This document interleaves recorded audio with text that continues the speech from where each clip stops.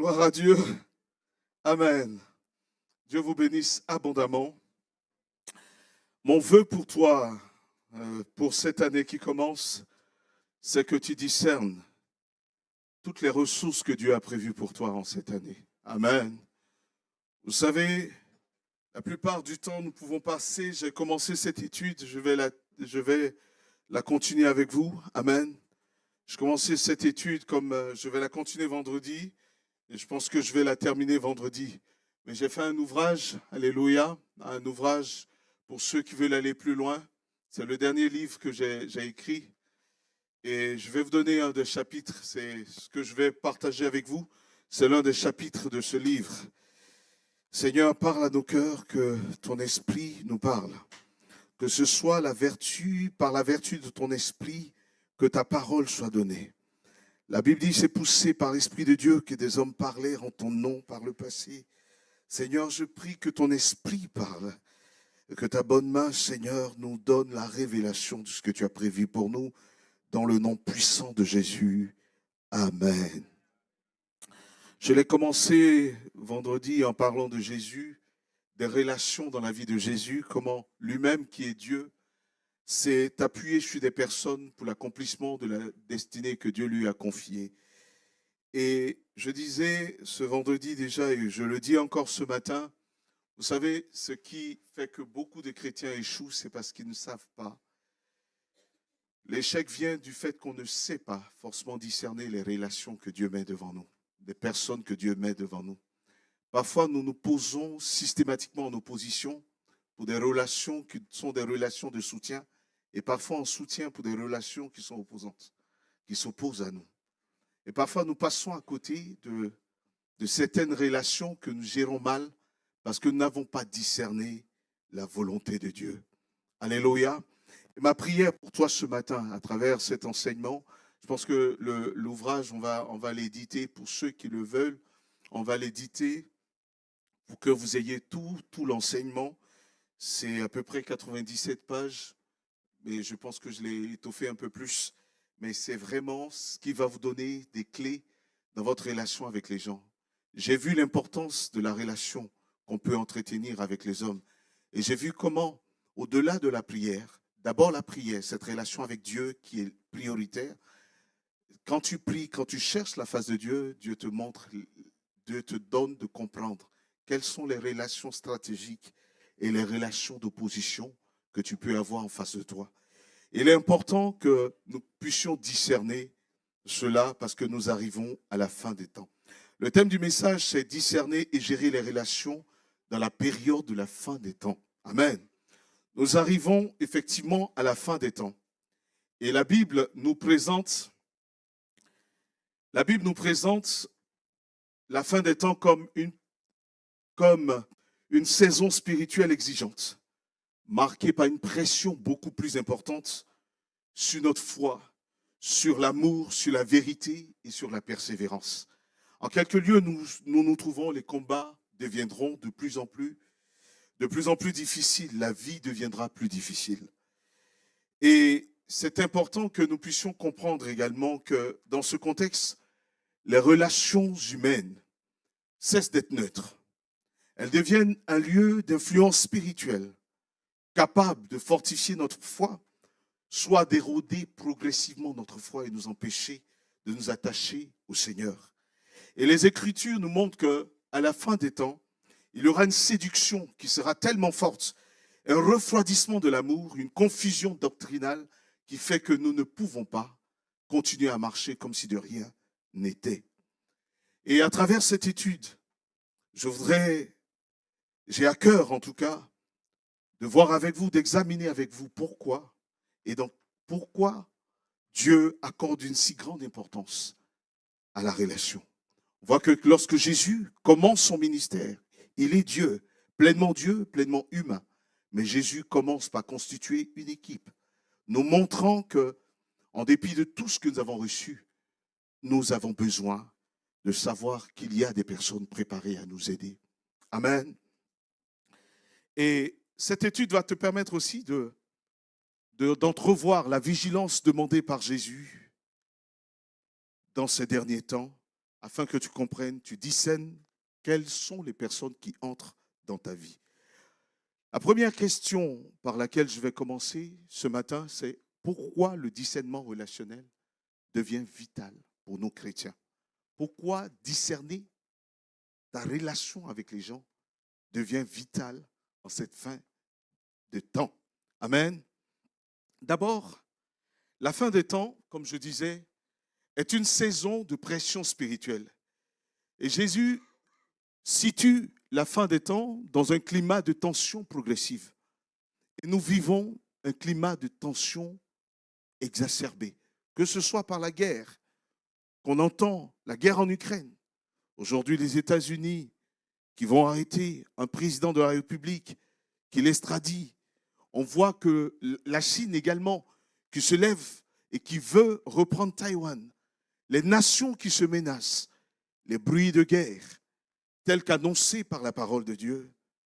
Jésus nous dit qu'en cette période, Matthieu 24, verset 4, prenez garde que personne ne vous séduise. La fin des temps est marquée par une pression spirituelle aussi, où nous allons voir beaucoup de scandales.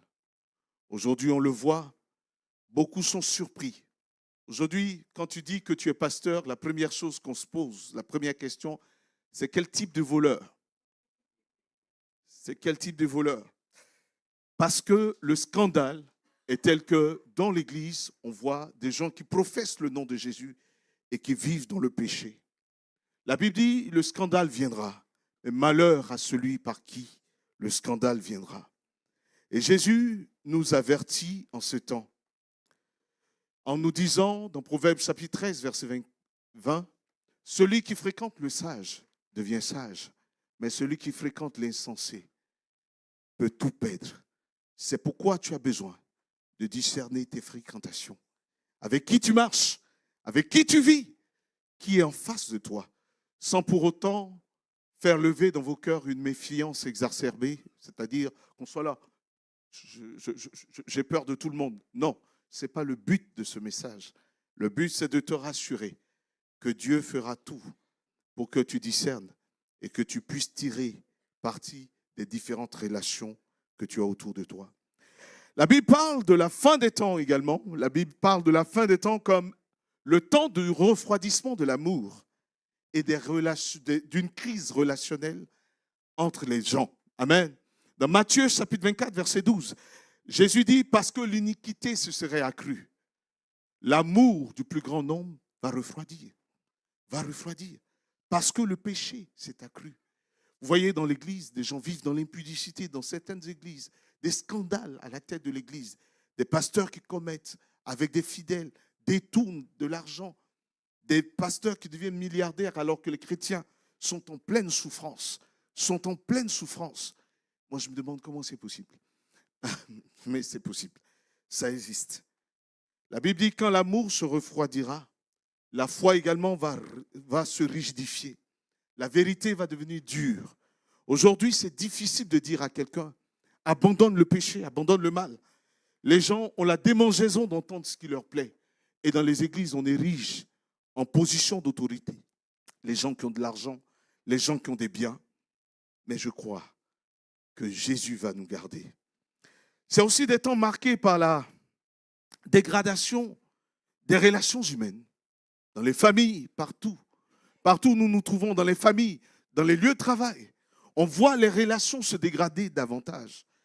Parce que l'apôtre Paul pouvait nous dire dans 2 Timothée chapitre 3 verset 1, il dit que dans la fin des temps, les gens seront plus égoïstes, plus orgueilleux, plus durs. Ils ne seront pas loyaux. Quelqu'un va parler avec toi dès que tu tournes le dos. Il te poignarde dans le dos. La Bible dit les uns trahiront les autres. Il y aura beaucoup de trahisons. Les gens se haïront les uns les autres. Et nous sommes à la fin de ces temps. La Bible dit beaucoup vont professer la vérité, vont dire qu'ils viennent de la vérité. Mais au fond, ils sont éloignés de la vérité. Et nous avons besoin de discernement. La relation aussi, l'autre point, c'est que la relation est devenue un véritable combat, un lieu de combat spirituel. La Bible dit que les mauvaises compagnies corrompent les bonnes mœurs. Il y a des personnes qui t'approchent, qui ne se montrent pas à première vue comme étant des gens mauvais, mais qui progressivement et silencieusement t'attirent loin de ta destinée et loin des voies de Dieu. Nous avons besoin de discernement. Et donc le discernement est devenu une discipline de survie. Si tu ne fais pas, tu ne discernes pas, tu ne peux pas survivre dans ce temps. Les temps sont mauvais. Je ne suis pas là pour casser l'ambiance, mais je suis là pour vous dire la vérité. Alléluia. Et la vérité, c'est que nous avançons vraiment vers la fin des temps. Aujourd'hui, la question qu'on doit se poser, ce n'est pas une question émotionnelle. On ne doit pas se poser la question qui me comprend, qui me soutient émotionnellement. Mais nous devons nous poser la question qui nourrit ma foi, qui m'aide à accomplir ma destinée prophétique, qui m'encourage à persévérer dans l'obéissance et dans les voies du Seigneur. La Bible nous dit que nous devons faire attention. Quels sont les risques aujourd'hui? Je vais aller rapidement. Les grands risques relationnels de la fin des temps. D'abord, j'ai parlé de la séduction et des fausses influences. La plupart du temps, on voit ces choses dans Galates chapitre 1, verset 8. La Bible dit, vous couriez si bien, mais qui vous a détourné de la voie de la vérité? Il y aura des gens qui viendront avec des grands discours, mais derrière, des grands discours bibliques parfois, avec des versets bibliques, mais qui vont vous détourner de la vérité. Mais je crois que Jésus vous garde. Amen. Cela ne t'arrivera pas au nom de Jésus. On voit aujourd'hui que les hommes cherchent une dépendance relationnelle excessive. Ils cherchent à dépendre d'un homme, d'un leader, d'un pasteur ou d'un homme de Dieu. Ils cherchent à dépendre de quelqu'un. Partout où nous partons, nous voulons dépendre des hommes. Mais Jésus ne nous a pas appelés à dépendre d'un homme. Fût-il le meilleur des pasteurs, il faut que tu dépendes de Jésus. Alléluia. Amen. La fascination qu'on peut avoir des hommes devient un piège pour nous. La fascination qu'on peut avoir des personnes, puisqu'aujourd'hui, les hommes se vendent sur les réseaux sociaux, partout. Tu vois un homme qui prêche, qui prie. Je vais à la montagne. Il y a des hommes de Dieu qui se prennent des photos à la montagne. Mais quand tu fouilles, c'est un impudique. Je ne suis pas en train de faire la publicité du pasteur Narcisse, mais je veux dénoncer. Je veux dénoncer ce qui froisse notre foi. Alléluia.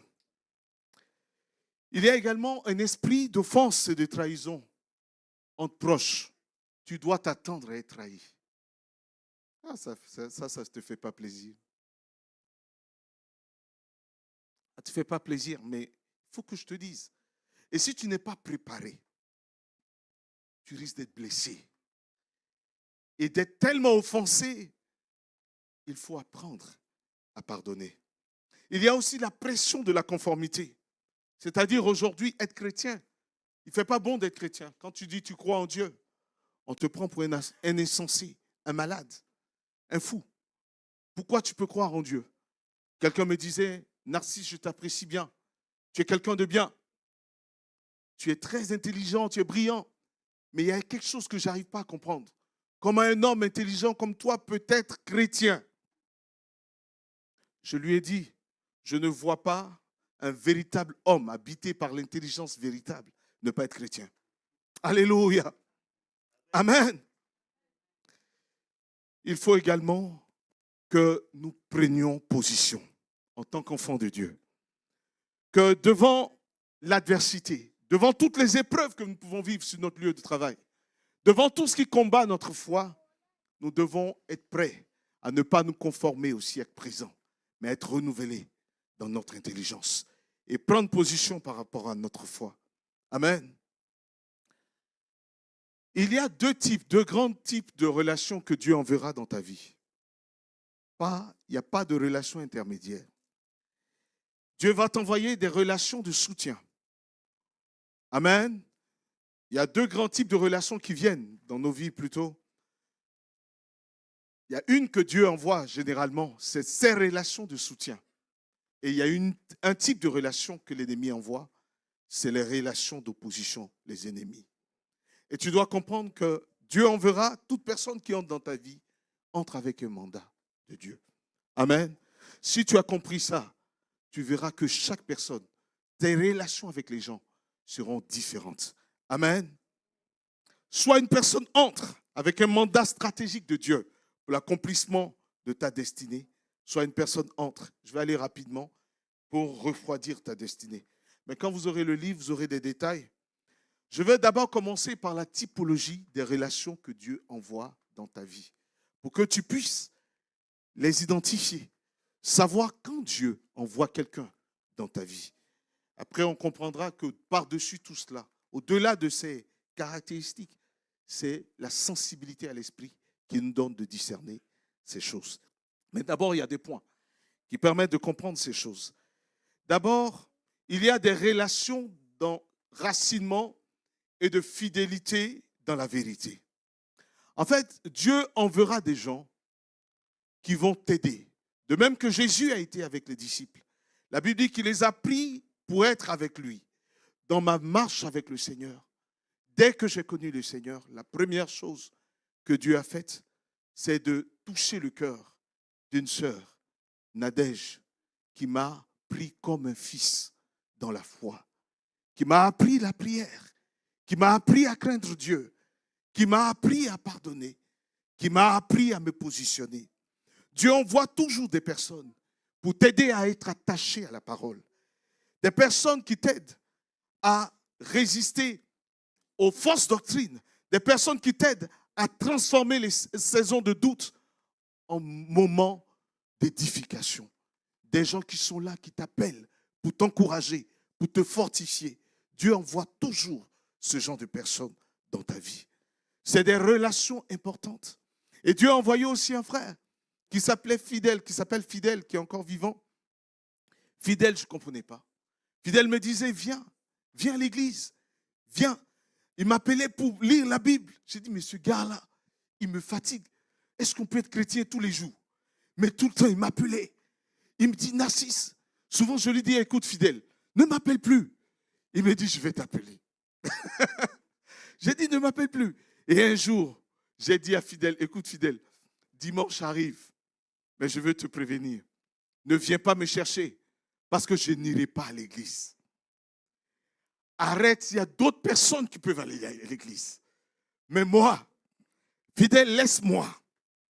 Laisse-moi tranquille. Fidèle m'a dit une seule chose. Tu sais, Narcisse, dimanche, tu iras à l'église. Et dans mon cœur, je me suis dit, ce gars-là, il ne me connaît pas encore. Je fais ce que je décide. Je n'irai pas à l'église. Fidèle est rentré chez lui. Toute la nuit, jusqu'au matin, il a prié. Samedi soir jusqu'au matin. Toute la nuit, je n'arrivais pas à dormir. J'attendais dimanche matin pour aller à l'église. Je me suis rendu à l'église. J'ai vu des gens me soutenir dans la foi. Et Dieu enverra des gens pour t'encourager, pour te fortifier. C'est des relations d'enracinement dans la foi. Alléluia. La Bible dit que ces personnes viennent pour te ramener constamment aux Écritures, pour t'aider à discerner le vrai du séduisant, qui te pousse à l'urgence d'approcher de Dieu dans une vie de prière. Est-ce que tu as prié le matin? Et parfois même tu te demandes, mais lui, il n'a pas vu quelqu'un d'autre. Pourquoi c'est moi qui l'ai vu? Pourquoi elle m'appelle beaucoup comme ça? Elle m'appelle un peu, c'est Jésus. Un peu, c'est Jésus. Elle a le mandat de Dieu pour t'appeler. Et ces personnes-là, Dieu les prépare pour qu'elles soient tout le temps derrière toi. Dites, mais tout le monde va à l'église, mais moi je ne vais pas là, ça fait quoi? C'est juste une place qui manque à l'église. Mais cette personne ressent dans le cœur de t'appeler, de te chercher, de t'encourager à t'attacher au Seigneur. Et quand tu passes par l'épreuve, c'est comme si cette personne a entendu que tu passes par l'épreuve. Elle t'appelle. Allô, comment tu vas? Alléluia. Récemment épuisé par tous les défis, toutes les responsabilités. Je disais, Seigneur, bon, c'est bon, je vais laisser tout ça là. Je vais me concentrer, être pasteur, tout simplement. Je ne veux plus travailler à côté. Ça prend trop. Et ce matin-là, j'étais là, j'ai dit, Seigneur, donne-moi un signe, donne-moi un signe. Et il y a un pasteur, à chaque fois que je me pose des questions, c'est comme si Dieu lui répond. J'ai dit, mais Seigneur, je te pose la question, c'est à lui que tu donnes la réponse. Il m'appelle le matin à 7 heures, il ne m'a jamais appelé. Il dit, oh Narcisse, comment tu vas? J'ai dit, bon, je suis en train d'aller au boulot. Et dans mon cœur, je me dis, peut-être c'est la dernière fois, peut-être que je vais démissionner. Et puis il m'appelle, il me dit, ne démissionne pas, attache-toi. J'ai dit, mais qui lui a dit ça? Attache-toi, Dieu t'appelle également à être pasteur dans l'église, mais à être un témoin dans le monde. Continue. Alléluia. Il y a des relations d'intimité spirituelle, de responsabilité accrue. C'est des personnes, parmi les relations fidèles, certaines personnes sont appelées à une profonde intimité avec toi. C'est des personnes à qui tu fais confiance. Ton cœur te donne de faire confiance à ces personnes. Tu lui confies ton sujet. C'est la première personne qui vient à ton esprit quand tu as envie de prier. Quand tu as envie d'avoir un temps de prière, tu appelles cette personne. Alléluia. Moi, j'avais un ami avec qui je priais, le pasteur Marius que vous connaissez. On a évolué ensemble. On a connu des temps de galère ensemble. On a connu des temps et on priait régulièrement ensemble. On avait des temps, on s'enfermait 3 jours durant à prier ensemble. Quand je revenais de l'université, j'étais avec lui. Ne méprisez pas ces amitiés. Alléluia. Il y a des gens que Dieu met à tes côtés pour t'aider à prier. Jean était pour Jésus cette amitié de cœur. Et lorsque Jésus est à la croix, Jean se tient à la croix. C'est des personnes qui seront avec toi. Même quand tu traverses le feu, ces personnes sont avec toi. Lorsque les autres disciples s'en vont, tout le monde se disperse. Mais Jean est à la croix. Jean est à la croix, au pied de la croix. Et Jésus à la croix lui dit, fils, voici ta mère. Il lui confie sa mère. Il lui confie. Alléluia. Et ces personnes-là, c'est des gens qui sont avec toi, qui prennent du temps dans la prière. Et cet ami dont je parle, quand j'allais même à une soutenance, il se tenait derrière. Et j'entendais murmurer. Les gens ne savent pas ce qui se passe. Pendant que je suis en train de soutenir, lui, il est derrière, la salle est pleine. Il est derrière en train de prier sur le cœur des personnes. Ces personnes n'attendent rien de toi, ni argent, ni or. Mais elles ont reçu le mandat de te soutenir, de te fortifier. Et ma prière, c'est que tu rencontres ces personnes-là. Alléluia. Ma prière pour toi, c'est que tu rencontres cette personne. Amen. Il y a des relations également. Le troisième type de relation, c'est des relations d'encouragement authentique, de consolation. Amen. D'encouragement. C'est des gens que Dieu a envoyés pour t'encourager. Onésifore, dans la Bible, dans Actes chapitre 9, verset 27, dans 2 Timothée plutôt, chapitre 1, verset 2, l'apôtre Paul dit que pendant qu'il était en prison, pendant qu'il était dans les problèmes, Onésifore l'a recherché jusqu'à aller le trouver à Rome. Il s'est rendu à Rome. Il n'a point eu honte de ses chaînes, mais il est allé pour le fortifier, pour l'encourager dans la souffrance, alors que tout le monde fuyait, tout le monde partait, tout le monde avait oublié l'apôtre Paul. Onésifore va aller le chercher. Et dans la vie de l'apôtre Paul, on voit aussi un homme comme Barnabas qui croit en l'apôtre Paul. C'est des gens, en fait, qui t'encouragent, qui croient en ce que Dieu a déposé dans ta vie, en ton ministère. Parfois, tu as l'impression qu'ils croient en toi, plus ils ont vu des choses en toi que tu n'as pas vues en toi-même. C'est des relations d'encouragement. À chaque fois qu'ils t'appellent, tu te sens boosté, tu as envie de servir Dieu davantage. Tu as envie de te consacrer à Dieu davantage. Et ma prière, c'est que tu trouves des Onésifores cette année. Alléluia. Tu as besoin de cela. Amen. Quelqu'un me dira, le Saint-Esprit me suffit. Oui, le Saint-Esprit peut le faire. Mais parfois, Dieu passe par des hommes pour nous parler. Alléluia. C'est une relation qui est authentique, d'encouragement authentique. Ce n'est pas des gens qui flattent ton ego. Ce n'est pas des gens qui te rendent dépendant à eux, mais qui te rappellent que Dieu est fidèle dans l'épreuve. Dieu est fidèle dans l'épreuve et qu'il est avec toi. Oui, mes frères, parfois je me suis retrouvé dans l'épreuve, mais j'ai trouvé des gens pour m'encourager. Et vous savez, ce n'est pas seulement dans l'église, même professionnellement.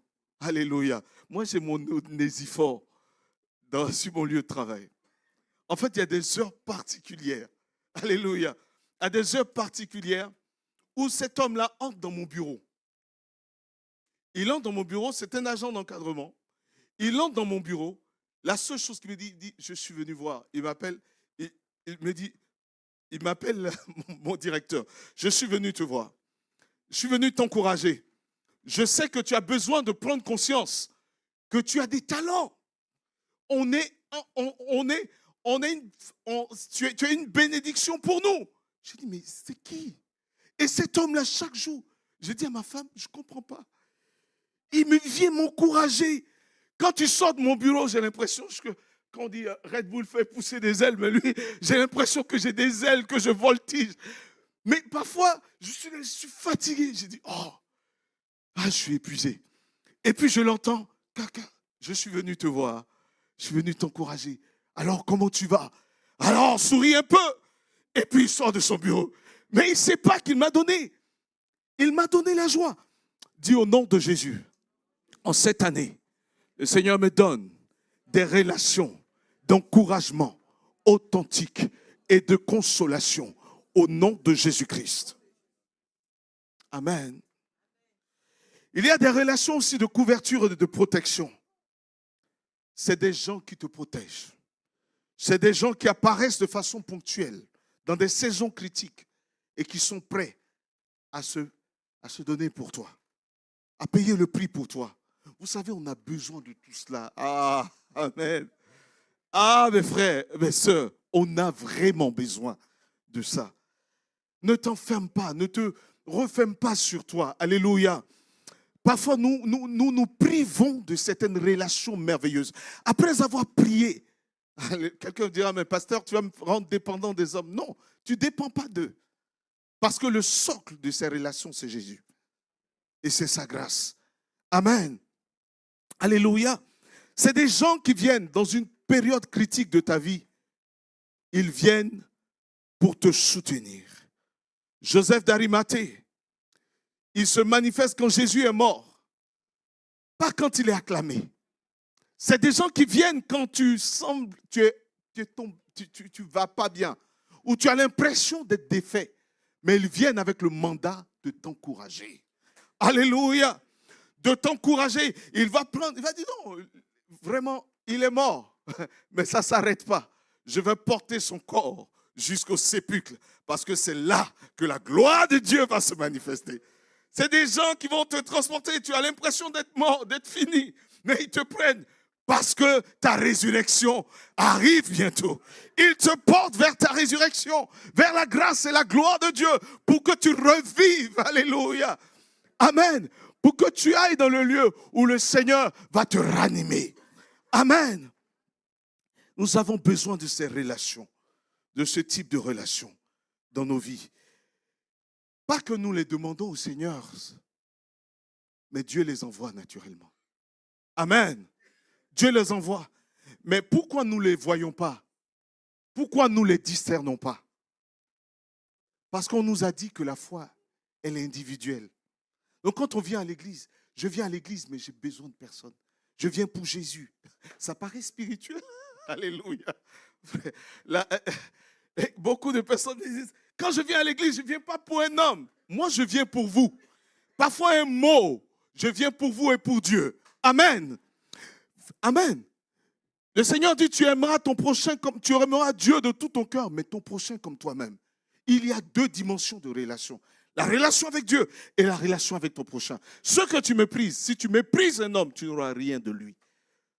Si tu méprises quelqu'un, quel que soit ce que Dieu a enfoui en lui, tu ne recevras rien. Parce que tu le méprises. Mais si tu es humble, je disais au frère Francis, tu es une bénédiction pour moi. Alléluia, que tu es une bénédiction pour ma vie. Et j'ai dit à plein de frères ici, vous êtes des bénédictions pour moi. Je finis l'année en bénissant Dieu pour vos vies, pour vos encouragements, pour qui une parole. Alléluia. Amen. J'ai vécu tellement de choses dans ma vie que cela m'a rendu solide, mais j'ai besoin d'être encouragé. Amen. Mais j'ai besoin tout de même, de temps en temps, d'être encouragé. Alléluia.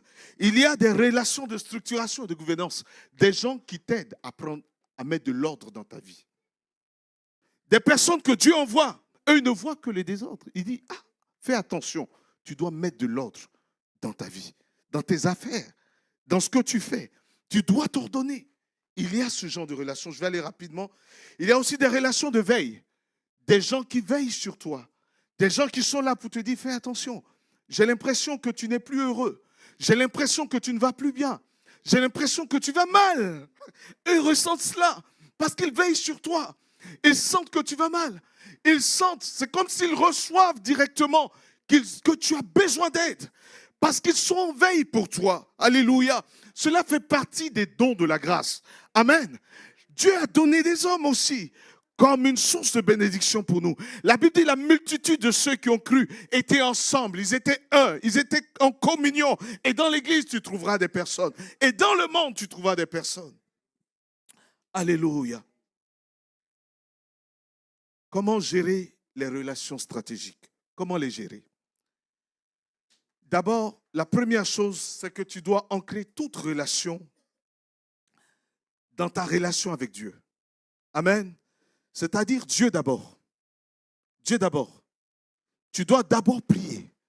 Tu dois voir aucune relation hors de la personne de Jésus. Amen. Alléluia. Une relation, tu dois pouvoir l'apprécier au prisme de la personne de Christ. C'est pourquoi tu dois prendre le temps de prier.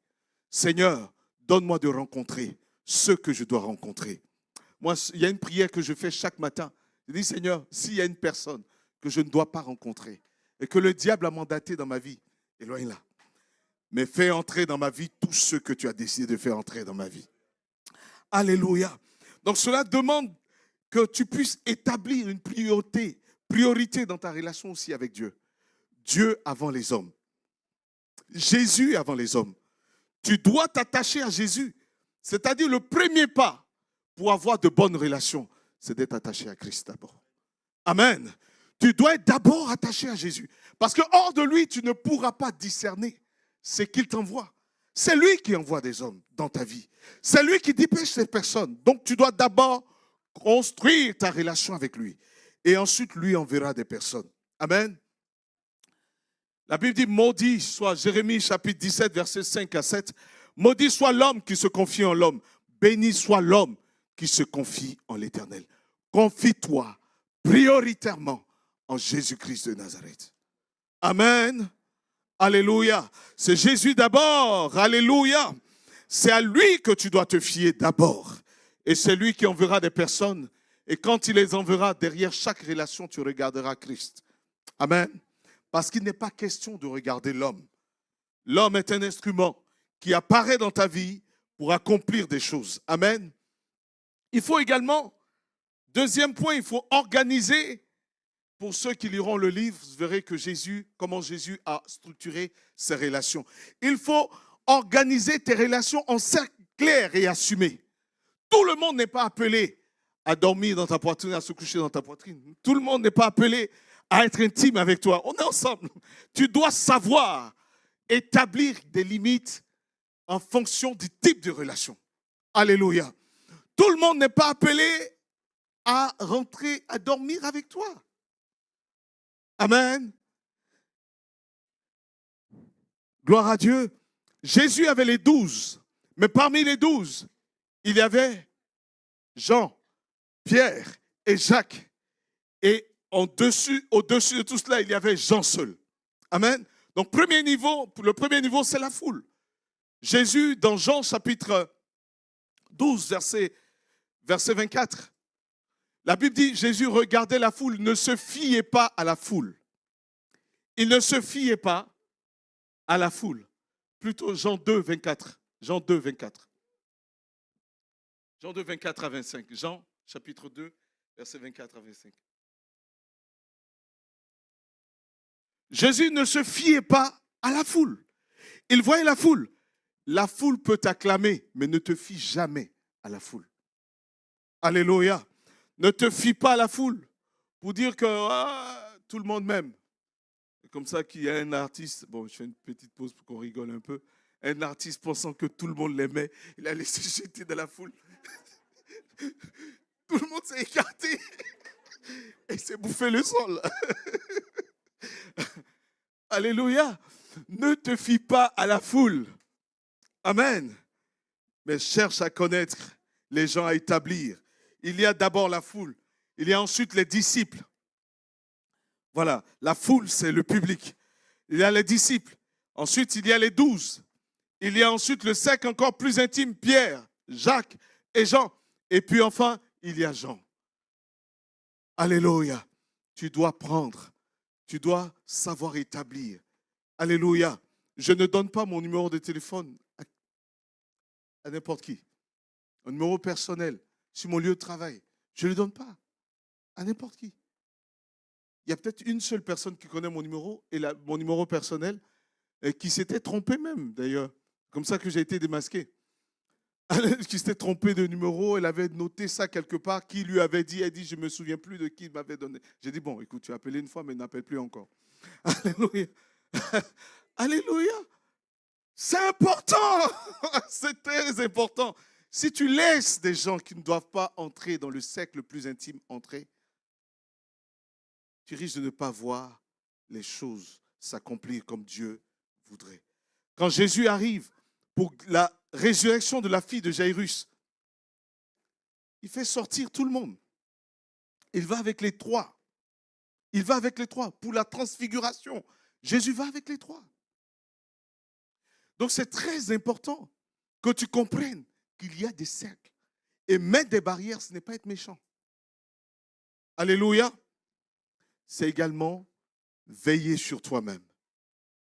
Il faut investir dans les relations que Dieu nous a confiées. Il faut aimer, chérir ces relations.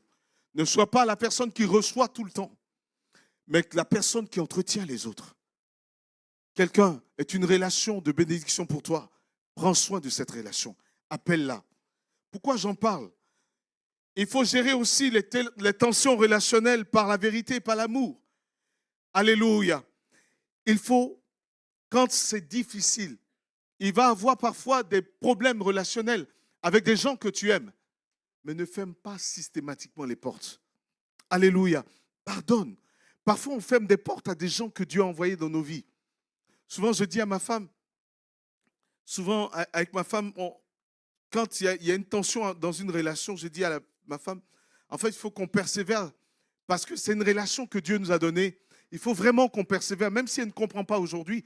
Il faut qu'on persévère parce qu'on sait le socle. On a entendu Dieu nous dire que cette personne doit demeurer dans nos vies.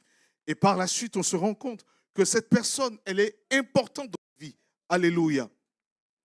Il faut aussi savoir que chaque relation a un temps limité. Amen. Il y a des gens qui sont dans ta vie, mais pour une saison.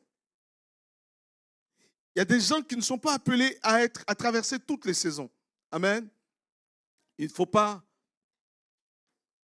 faut pas forcer une relation que Dieu a clôturée. Il ne faut pas forcer une relation que Dieu a clôturée. Il y a un temps de cela, j'ai connu quelqu'un avec qui nous étions très partenaires, très frères, très, très partenaires.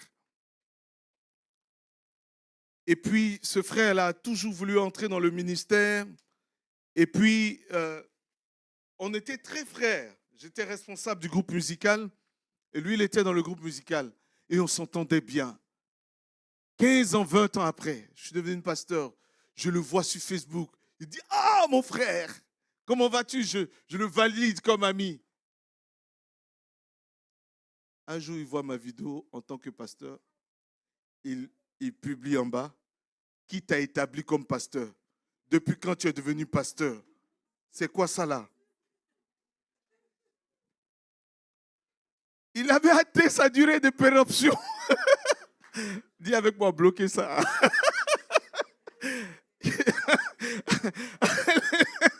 Alléluia. C'était une amitié d'une saison. L'aigreur était rentrée dans son cœur parce que sa vie n'avait pas changé. Et c'était une amitié d'une saison. Alléluia. Et ça, c'est très important de comprendre cela. Il faut se protéger également des relations toxiques sans durcir ton cœur. Il faut parfois discerner. Il y a des gens qui, année après année, gèrent les mêmes relations qui sont en train de te détruire. année après année, quand tu le vois, oh, c'est ma tante. Elle me fait tellement de mal. L'année prochaine, ma tante. L'année qui suit, ma tante. Je t'ai rien dit. Je m'arrête là. À chacun ses responsabilités. Je n'ai pas demandé de briser les familles. Alléluia. Mais toi-même regarde. Et toi-même décide. Alléluia. Il y a des références bibliques pour tout ça. Vous verrez dans le livre. Je ne vais pas rentrer là-dedans. Pour ceux qui l'ont, j'ai mis des références bibliques. Amen. Il faut parfois mettre des limites claires. Maintenant, je vais rapidement aborder les relations opposantes. Les gens qui peuvent s'opposer, la typologie des personnes que le diable peut envoyer pour détruire, pour détourner. Il y a d'abord des relations de séduction. Pour détourner, ces personnes te détournent du projet sans l'attaquer. Ils n'attaquent pas ton projet de façon frontale, ni ton appel de façon frontale, mais ils essaient par des moyens de te désorienter. Regarde, pour les chrétiens de Galate, ils avaient bien commencé. Mais qu'est-ce qui se passe? Des juifs judaïsants sont entrés dans l'église et là, ils ont commencé à enseigner un autre évangile.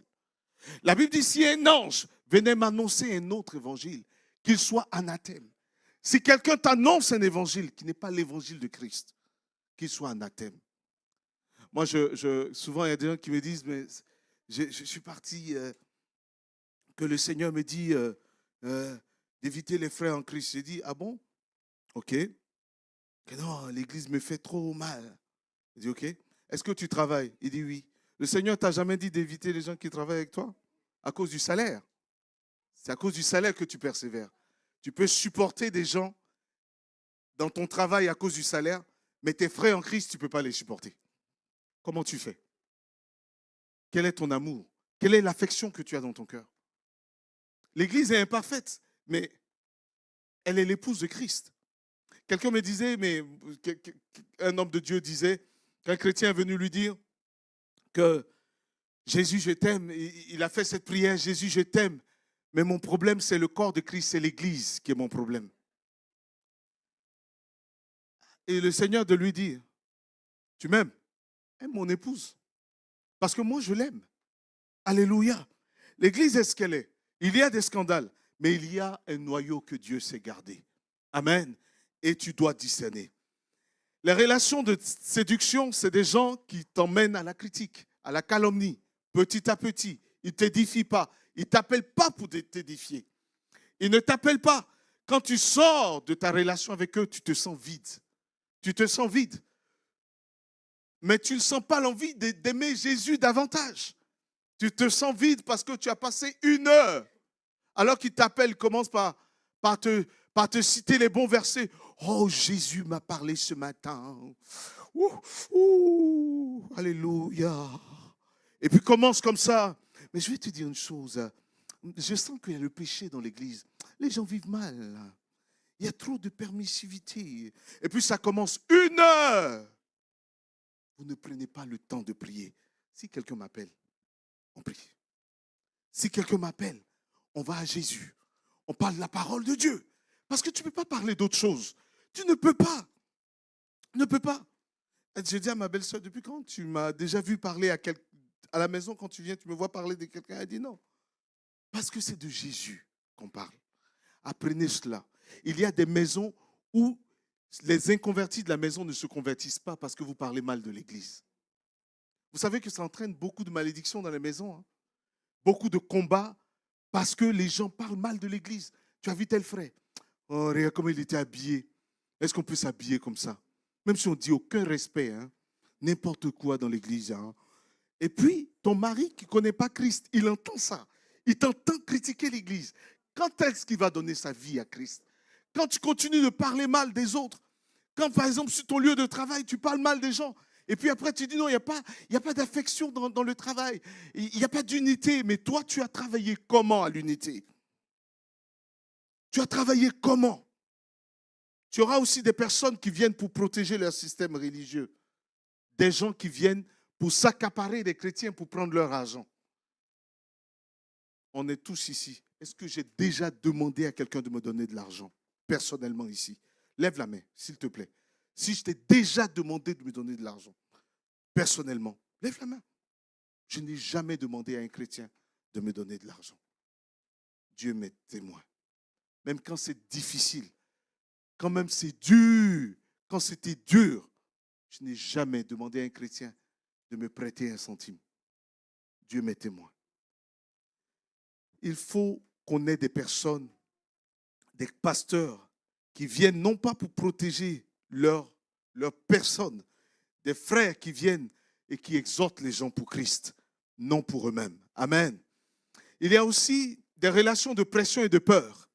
Il y a des gens, quand tu parles avec eux, tu sens la pression, ils te mettent une pression, ils cassent ta foi, tu finis de parler avec eux, tu commences à ne pas sentir la paix dans ton cœur. Néhémie a vécu ce genre de personnes qui sont venus vers Néhémie pendant qu'il faisait l'ouvrage pour lui dire, écoute, il paraît que tu es en train de faire l'ouvrage. Ce que tu es en train de faire là, c'est contre les desseins du roi. C'est contre la volonté du roi. Nous devons comprendre cela. Je vais aller rapidement pour terminer. Amen. Pour ceux qui peuvent le faire, est-ce qu'on peut afficher après, juste mettre le truc du livre? Vous allez voir dans le livre, avec des versets publics à l'appui, il y a des relations manipulatrices. Il y a des gens qui manipulent. Pas seulement, je ne parle pas forcément dans l'église, mais sur ton lieu de travail, en quelque lieu que ce soit. Il y a des gens qui manipulent avec parfois un langage qui est doux, un langage parfois spirituel pour l'église, qui te manipule, qui te pousse à haïr. Vous savez, aide-moi à détester là. On le voit aussi dans les églises. Parce que tu n'aimes pas quelqu'un. Tu vas dire non, j'ai rêvé. Je doute du frère là. Hein. Je doute de lui. Hein. Et c'est pas, il faut chercher la face de Dieu. Vous savez, quand on commence à parler de quelqu'un, tu commences à faire de mauvais rêves sur la personne. La Bible dit les rêves viennent de la multitude des préoccupations. Quand quelqu'un te dit, lui là, il est mauvais, tu as entendu 50 fois qu'il est mauvais, le temps qui suit, qu'est-ce qui se passe? Tu commences à faire des rêves. Et puis tu dis, non, Dieu m'a parlé, hein. Ce n'est pas Dieu, c'est le diable. C'est le diable qui t'a parlé. Parce que tu as commencé par des critiques. Parce que tu as commencé par médire de ton frère, de ta soeur. Le diable prend toute la place et tu commences à voir tout le monde en ennemi. Et puis, tu ne vis plus une vie de paix. Il faut aussi gérer, comment gérer ces relations. En fait, tout dépend de la nature de l'opposition. Il y a des gens qui vont s'opposer à toi. Tu auras des gens qui ne t'aiment pas. Quel que soit ce que tu vas faire, ils ne t'aimeront pas. Les pharisiens n'aimaient pas Jésus. Qu'ils disent la vérité, qu'ils fassent quelque chose de bien ou quelque chose de mal, ils ne l'aimaient pas. Jésus va leur dire, écoutez, vous avez pour père le diable. Ils vont dire à Jésus, mais ils n'ont jamais prié le diable. Mais dans leur cœur, ils le haïssaient. Tu dois comprendre que dans ta vie, il y aura des gens qui ne t'aiment pas. Mais tu ne dois pas les détester. Au contraire, tu dois les aimer. Amen. Tu dois aimer ceux qui te détestent. La Bible dit, vous avez appris, tu haïras ton ennemi, tu aimeras tes amis. Aime tes ennemis. Alléluia. Si ton ennemi a faim, donne-lui à manger. S'il a soif, donne-lui à boire. Aime tes ennemis. Alléluia. Quand tu as des gens qui ne t'aiment pas, quel que soit ce que tu vas faire, ils ne t'aiment pas. En fait, il faut comprendre que ce qui est arrivé à Jésus nous arrivera. Ce n'est pas parce qu'on te déteste que tu es mauvais. Ce n'est pas parce qu'on te hait que tu es mauvais. Il y a des gens qui ne te feront pas du bien. Mais ceux-là, ils existent. Ils doivent exister. Dieu fait lever le soleil sur eux. À Dieu la gloire. Ces personnes entrent dans ta vie aussi pour t'aider à être prudent, à veiller sur toi. Ces gens de personnes t'aident à prier. Alléluia. Moi, je bénis Dieu pour mes ennemis. Parce qu'ils ont façonné ma vie de jeune. Parfois même, mon estomac se ferme alors que je devais avoir faim. Parce qu'il y a des ennemis qui sont là. Je dois prier pour que Dieu me préserve, qu'il me garde. Tes adversaires ne sont pas là pour te détruire, mais ils sont là pour que tu dépendes davantage de Jésus. Alléluia. Si tu es haï, prie davantage. Il faut refuser la confusion aussi entre l'amour chrétien et la permissivité. Tu ne dois pas permettre à tout le monde d'entrer dans ta vie. Avant que quelqu'un entre dans ta vie, prie. Alléluia, prie. Parce que quelqu'un peut te détruire. Quelqu'un peut te faire perdre tout. Alléluia. Il y a quelques années, j'ai tout perdu. J'ai tout perdu sur une décision. Une décision. Une décision. Parce que j'ai vu quelqu'un me proposer quelque chose. J'ai tout perdu. Au début, je disais, Seigneur, il m'a fait mal, il m'a fait mal. Le Seigneur me dit, mais c'est toi qui m'as fait mal. Est-ce que tu m'as écouté? Est-ce que toi, tu as cherché ma face avant de prendre une décision? Il y a des gens qui peuvent te donner des conseils qui sont un piège pour toi. C'est pourquoi tu dois prendre le temps de crier à Dieu. Ça paraît être des conseils, mais vraiment prenez le livre et vous aurez tous ces éléments là-dedans. Amen. Le dernier chapitre, Henri, j'ai changé le dernier chapitre. Je l'ai réécrit, mais tu peux afficher la couverture du livre. Je vais le donner gratuitement aux chrétiens. Alléluia. Je vais le faire éditer et vous le donner. Ça va vous aider tout au long de l'année. Amen. Donc il faut apprendre également qu'il y a des situations, il y a des adversaires que tu dois confronter. Il y a des gens que tu dois confronter. Il y a une chose que je fais. Parfois, ma femme me dit non, parfois, il faut attendre. S'il y a quelque chose qui ne va pas, parfois, j'ai à cœur de confronter la personne. Je vais la confronter. Jésus a confronté les pharisiens. Jésus a confronté. Un jour, je travaillais quelque part et puis, il y a un de mes collaborateurs, un des agents avec qui je travaille, qui m'a fait un coup. Il m'a caché une information. Je viens d'arriver dans cette entreprise. Il m'a fait un coup, comme diraient les jeunes, de malade. Il m'a fait un vrai coup même. Quand il m'a fait le coup, je dis, Seigneur, pardonne-lui, car il ne sait pas ce qu'il a fait. Le Seigneur me dit, pardonne, je pardonne, mais va le confronter. J'ai dit, Seigneur, pardonne-lui, car je ne sais pas. Alléluia, car il ne sait pas ce qu'il fait. Le Seigneur me dit, confronte-le, parce que ça va t'aider demain. Je l'ai appelé, je l'ai confronté. Je l'ai confronté et j'ai gagné un ami. J'ai gagné un ami et un soutien. Vous savez ce qui s'est passé? Il m'a dit, je te dis merci. Je n'ai jamais été confronté comme ça. Tu es un homme bien. Je te remercie, même si c'est dur ce que tu es en train de me dire. Je dis, mais c'est un païen. Il me dit, même si c'est dur ce que tu es en train de me dire, mais je te remercie. Il s'est converti. Amen. Il s'est converti. J'ai gardé la relation avec lui pendant des années jusqu'à présent. Quand il doit prendre une décision par rapport à sa carrière, il m'appelle, me dit, Narcisse, qu'est-ce que tu en penses? Je lui dis, tant. Il me dit, tu sais, tu es mon ami, tu es mon pasteur. Amen. Tu es mon ami, tu es mon pasteur. Je l'ai confronté sur un lieu de travail. Ça l'a emmené à sa conversion. Alléluia. Ça l'a emmené à sa conversion. Ma femme peut témoigner. Aujourd'hui, il est directeur de continent. Il gère Essilor sur un continent. Parce que Dieu l'a élevé. Confronte parfois certains adversaires. Pas tous. Demande au Seigneur. Confronte-les. En les confrontant, ça va arrêter. Il faut confronter certaines choses, certaines personnes. Alléluia. Il faut aussi, quand tu as des oppositions, il faut protéger ton projet sans que ton cœur ne soit touché. La Bible dit, garde ton cœur plus que toute autre chose. Il faut garder ton cœur. Proverbe chapitre 4, verset 24. La première chose sur laquelle tu dois veiller, c'est ton cœur. Je veille sur mon cœur. Amen, amen, alléluia. Quand je surprends la colère dans mon cœur contre quelqu'un, je prends du temps à prier pour que la colère ne soit pas le vecteur de mon action, mais que l'Esprit de Dieu soit le vecteur de mon action. Il faut transformer l'opposition en facteur de clarté. Elle révèle les motivations. Quand quelqu'un s'oppose à toi, c'est pour que tu vois ses motivations. Ça clarifie aussi les alliances. Ça te permet de savoir avec qui tu marches ou pas. Ça affermit tes convictions. Alléluia. Et ça te fait dépendre de Dieu. Comment discerner les relations qui ont dans nos vies? C'est le don du discernement des esprits. Amen. Nous avons besoin du don de discernement des esprits. C'est un don spirituel. Amen, n'est-ce pas, prophète? C'est un don spirituel. C'est un don spirituel. Tu as besoin que le Saint-Esprit t'aide à discerner ceux qui viennent de lui et ceux qui ne viennent pas de lui. Au-delà de, j'aurais pu vous donner des signes, des caractéristiques des différents ennemis, mais ce que je voudrais que tu retiennes, c'est que tu demandes à l'Esprit de Dieu. Dans 1 Corinthiens chapitre 12, la Bible parle du don de discernement des esprits.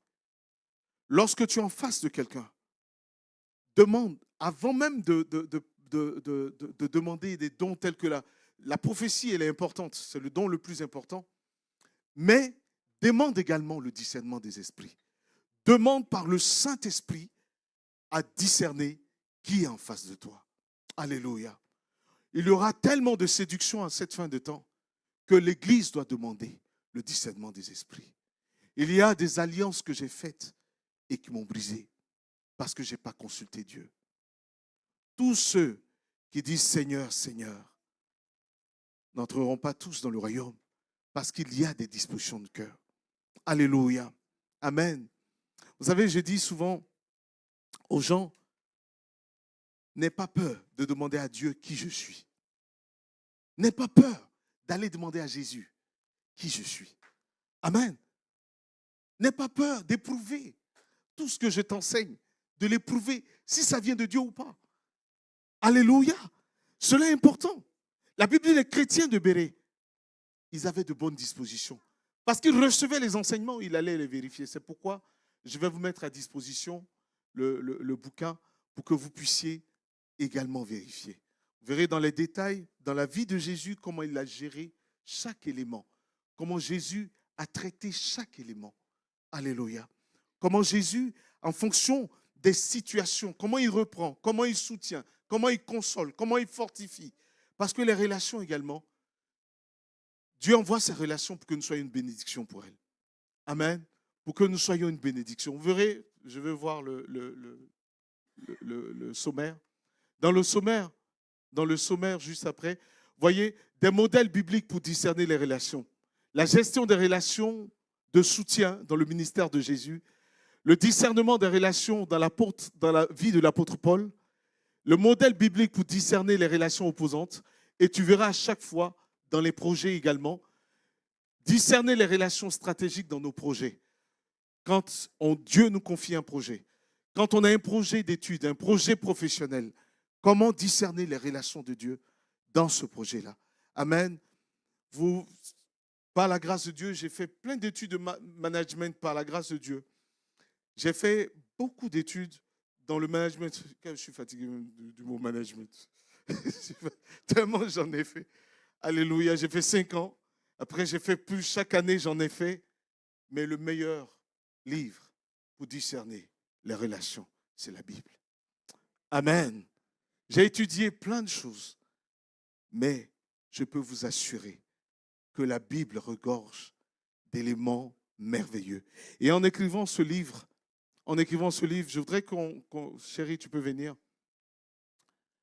Je vais terminer et puis on va prier pour nos relations. Viens. Je voudrais que l'Église m'aide à remercier cette femme. Amen.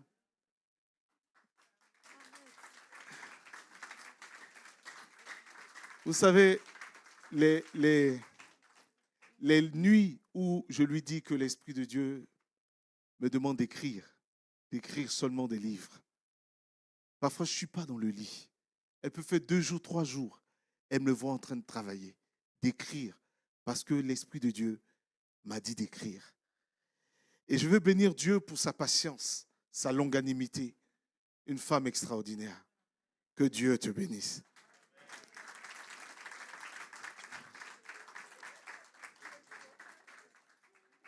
J'ai pris des jours de congé, mais elle ne m'a pas vu. J'ai pris une semaine. Ne faites pas comme moi. Je l'ai fait par l'Esprit de Dieu. Ce n'est pas un exemple. Vous devez également prendre du temps avec vos époux, vos épouses. Mais nous avons été happés par le Saint-Esprit. Je veux mes enfants également. Papa, tu aimes trop travailler. Tu aimes l'ordinateur. J'ai dit non, ce n'est pas l'ordinateur, c'est ce que j'écris que j'aime. Alléluia. Et je voudrais nous encourager en cette nouvelle année à considérer nos relations. Prenez le livre, vraiment, je vais coller le dernier chapitre Il va vous le mettre à disposition. Pour ceux qui veulent le lire sur vos portables, vous pourrez le lire. Amen. Vous savez que tout ce que j'écris, je ne vends pas. Ceux qui veulent qu'on l'imprime, vous donnez peut-être 10 € pour qu'on fasse la reliure. Si vous voulez qu'on l'imprime pour vous, 5 €, nous on va compléter pour qu'on fasse la reliure pour vous. Si vous n'aimez pas lire sur vos supports, mais le livre, je vous le mets à disposition. Je l'ai écrit pendant une semaine, nuit et jour. Je l'ai écrit parce que l'Esprit de Dieu me disait que dans la fin des temps, l'Église sera confrontée aux questions relationnelles. Il y aura beaucoup de divisions dans les églises. Il y aura beaucoup d'affrontements sur les lieux de travail. Vous savez, il y aura beaucoup d'affrontements, il y aura beaucoup de blessures dans les cœurs, au point où beaucoup vont se relâcher dans leur foi parce qu'ils auront été blessés. Mais comment être fortifié, consolé? C'est le but du livre que j'ai écrit pour vous aider. Amen. J'ai essayé de synthétiser, de vous donner quelques éléments, mais si vous voulez aller plus loin, ça sera les 97 pages du livre. Vous pourrez lire chapitre par chapitre. Et comme je disais, ce vendredi, on reviendra là-dessus, on va prier sur chaque élément. Il y a des prières sur certains chapitres où on prend du temps pour prier pour chaque relation. On va prier ensemble. Amen. Gloire à Dieu. J'ai pris beaucoup de temps, mais c'est ma prière pour vous. Quand je prie Dieu, je demande au Seigneur que l'Église soit un témoignage.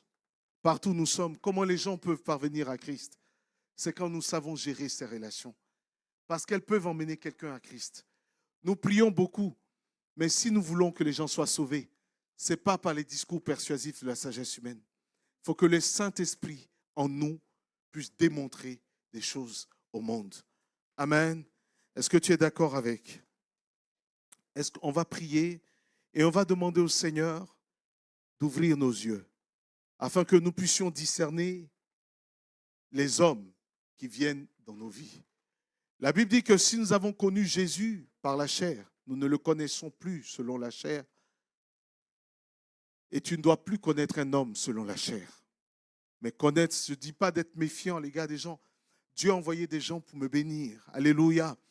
Et je disais à ma femme que chacun d'entre vous, vous êtes vraiment une bénédiction pour moi. Et je me suis construit à côté de vous. Je suis en construction encore. Et je veux bénir Dieu pour vos vies. Tu vas prier pour tes relations. Tu vas dire, Seigneur, en cette année, je voudrais que tu demandes pardon à Dieu pour toutes les relations qu'il a envoyées dans ta vie, des relations de soutien qui ont été brisées.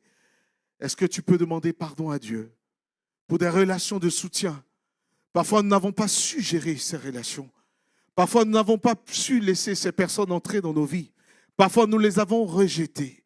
Et je voudrais qu'on prenne du temps. Est-ce que quelqu'un peut être au piano pendant ce temps? Alléluia. Qu'on prenne du temps et qu'on commence à prier. Alléluia. Est-ce qu'on peut prier par rapport à cela? Seigneur, notre Dieu, notre Roi, nous voulons crier à toi, Seigneur. Pardonne-nous toutes les relations que nous n'avons pas pu saisir. Pardonne-nous ces relations de soutien que nous n'avons pas pu discerner, Seigneur.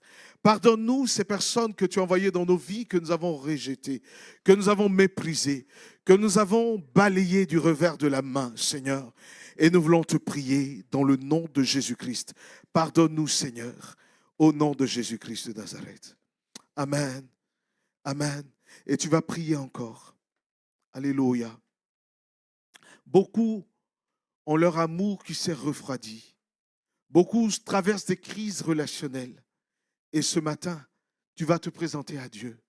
Si tu as été blessé dans plusieurs relations, au point où tu ne crois même plus, tu ne veux plus t'approcher de personne, ni laisser quelqu'un t'approcher.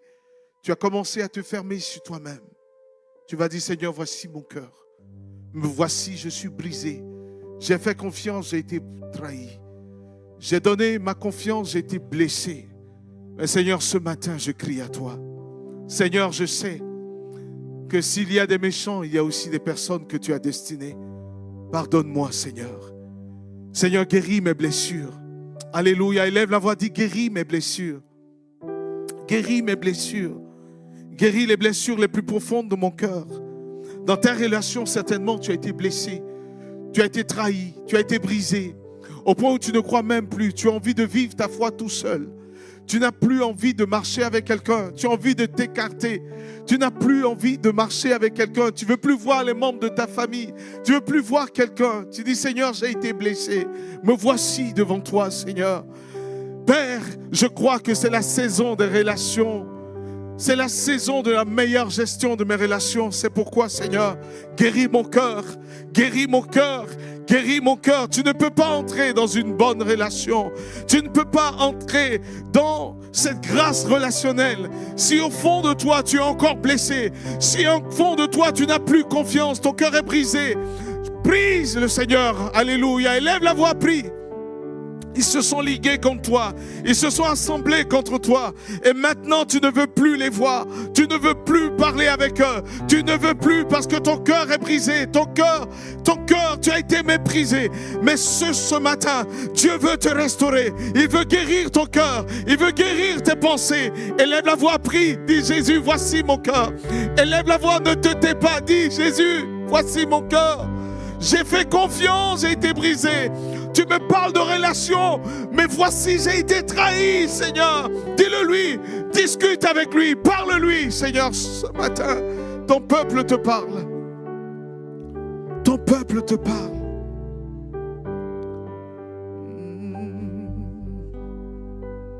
Dis, Seigneur, oui, prends tout. Oui, prends tout, Seigneur. Oui, prends tout, prends mes blessures. Oui, Seigneur, tu ne peux pas entrer dans cette saison si tu ne fais pas table rase sur ce que tu as souffert, ce que tu as subi. Tu risques de perdre de vue ces ressources que Dieu est en train de préparer pour toi. Crie à lui, guéris mes blessures, guéris mon cœur, alléluia. Élève la voix, prie. Toi qui nous suis en ligne, je voudrais te dire aussi, ton cœur est brisé, tu as fait confiance, mais Dieu veut te renouveler. Ce qui t'a blessé, c'est ce qui te guérira. Il prendra ce qui t'a blessé pour te guérir. Ne recule pas. Cède ton cœur à Jésus pour qu'il te guérisse ce matin.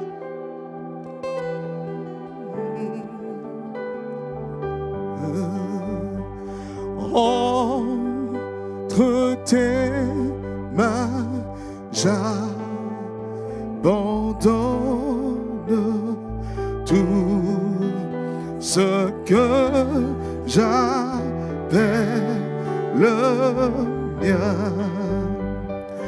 Oh, ne permets à personne, Seigneur, d'en reprendre rien. Oui, prends tout. Oui, prends tout, Seigneur. Prends tout, Seigneur. Prends tout, Seigneur. Prends tout, Seigneur. Entre tes mains, j'abandonne tout avec bonheur. Tu vas demander à Dieu le premier type de relation, une relation d'enracinement, de fidélité. Seigneur, emmène-moi, emmène dans ma vie des hommes et des femmes qui vont m'aider à m'enraciner, à m'attacher à toi. Envoie des personnes, élève la voix, envoie des personnes qui vont m'encourager, me fortifier, m'aider à m'attacher à toi. En cette nouvelle année, Seigneur, ma prière, donne-moi de rencontrer ces personnes. Élève la voix, prie, prie, prie, prie. Jésus, donne-moi des personnes pour me fortifier, pour m'aider à m'enraciner. Oh Jésus, élève la voix. Seigneur, envoie vers moi des personnes avec qui je partage une vie de prière, une vie de consécration.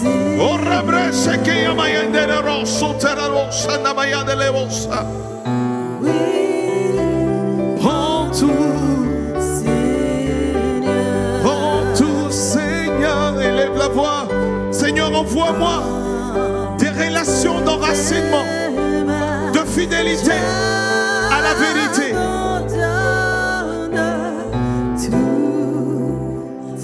Tu vas faire encore cette prière. Tu vas faire cette prière. Je sais que c'est dur de faire cette prière. Seigneur, envoie-moi un Jean. Quelqu'un avec qui j'aurai un cœur à cœur. Alléluia. Envoie-moi ce genre de relation. C'est encore possible. Si c'est toi qui envoies. Alléluia. Seigneur, non pas quelqu'un envoyé par le diable, mais quelqu'un que tu envoies toi-même. Au nom de Jésus-Christ. Des relations de cœur, d'amitié, d'intimité. Et Seigneur, en cette année, fais le tri. Fais le tri autour de moi. Établis le cercle de relations. Éloigne ce que je dois éloigner. Rapproche ce que je dois rapprocher. Rends intime ce que tu as destiné à être mes intimes. Au nom de Jésus-Christ, en cette année, Seigneur, accorde-moi la sagesse. Éloigne ce que je dois éloigner, Seigneur. Au nom de Jésus-Christ, élève la voix, prie. Prie, prie, prie. Au nom de Jésus. Tu vas faire encore cette prière. Amen. Il y a des relations d'encouragement authentique, de consolation. L'apôtre Paul pouvait dire, j'étais complètement affligé. Mais à la vue de Tite, mon cœur s'est réjoui. Il y a des gens que tu vois, rien que les voir, tu te sens fortifié dans ton être intérieur. Il dit, Dieu a envoyé vers moi Onésifore. Il a envoyé vers moi. Que Dieu te donne des titres, qu'il te donne des Onésifores. Il y a des moments où on se pose des questions. Que dans mes moments de doute, en plus de ta voix, Seigneur, quand il le faut, quand tu en as besoin, envoie-moi des Onésifores, des gens pour m'encourager. Élève la voix, prie encore avec moi. Envoie des personnes, des relations d'encouragement, de fortification. Seigneur, en cette année, Seigneur, quand je faiblirai, quand ça sera difficile, quand je me poserai des doutes, en plus de la voix de ton esprit, parle au travers de quelqu'un que tu enverras vers moi. C'est des prières. Alléluia. Tu vas demander également, il y a ce qu'on appelle des relations de portage. C'est-à-dire des personnes qui te portent quand tu es sans force, qui te portent vers ta destinée. Des gens qui te soutiennent, des gens qui te portent. Alléluia. Tu es porteur d'une mission et d'un appel. Tu as besoin de personnes. Quand tu n'as plus de force, elles te tiennent.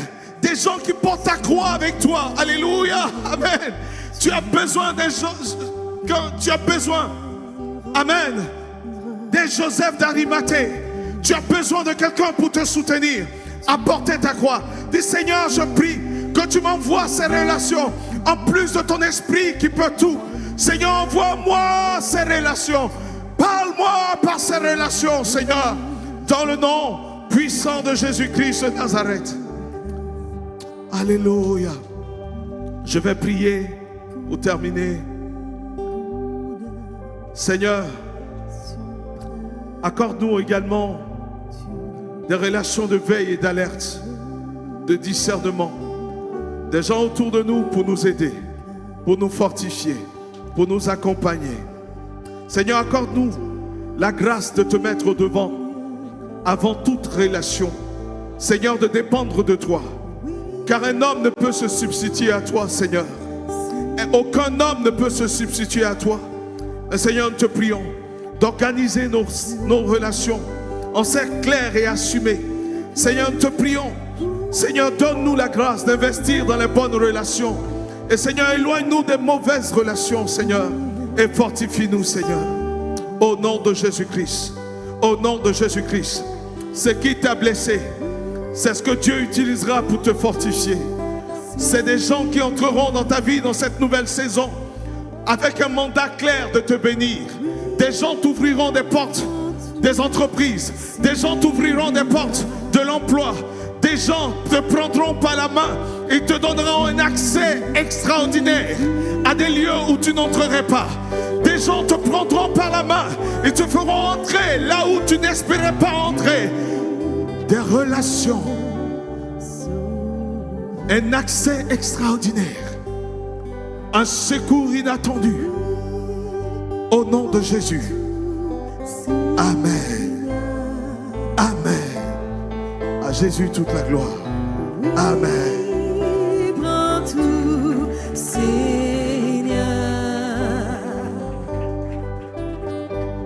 Je ne vis plus pour moi-même, mais pour mon Sauveur. Je voudrais qu'on prenne la dernière strophe de ce chant qui dit: prends mon corps et prends mon âme, que tout en moi soit à toi, que par ta divine flamme, tout mal soit détruit en moi.